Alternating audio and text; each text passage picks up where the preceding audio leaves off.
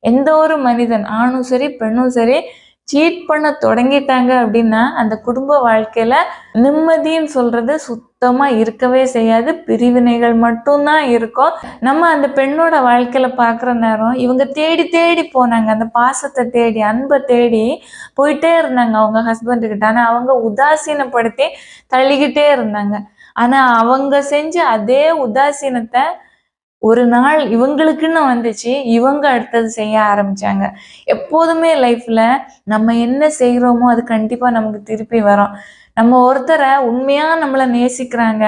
அவங்கள நம்ம உதாசீனப்படுத்தி வெறுத்து ஒதுக்குற நேரம், நம்மளையும் அதே மாதிரி வெறுத்து ஒதுக்கி உதாசீனப்படுத்துறவங்க கண்டிப்பா நம்மளோட லைஃப்ல வருவாங்க. இது உண்மை. சரியா? இப்போ நீங்க கணவரா இருக்கட்டும், மனைவியா இருக்கட்டும், யார உதாசீனப்படுத்தி துரோகம் செஞ்சு வாழ்க்கைய ஃபுல்லா நொறுக்குனீங்களோ, அதே நிலைமை உங்க ஆப்போசிட் சைடுல இருக்கிற ஹஸ்பண்ட் ஆகட்டும், ஒய்ஃப் ஆகட்டும். அவங்க ஒரு நாள் செய்கிற நேரம் ரொம்ப பெரிய வலியா இருக்கும் மனசுக்கு. ஓகேவா? அப்பதான் அவங்களுக்கு தெரியும், அவங்களும் எவ்வளோ பெரிய வலிய தாண்டி வாழ்ந்திருக்கிறாங்க அப்படின்னு. அடுத்தது என்ன செய்யலாம்? வாழ்க்கைய நம்ம முடிஞ்சிச்சு அப்படின்னு நினைக்கக்கூடாது. வாழ்க்கை தொடரும். இன்னும் வாழ்க்கை இருக்குது. நம்மளால வாழ முடியும். அந்த நம்பிக்கை, மன உறுதி இருந்துச்சு அப்படின்னா, கண்டிப்பா உங்களால நல்லபடியா வாழ்ந்து சாதிக்க முடியும்.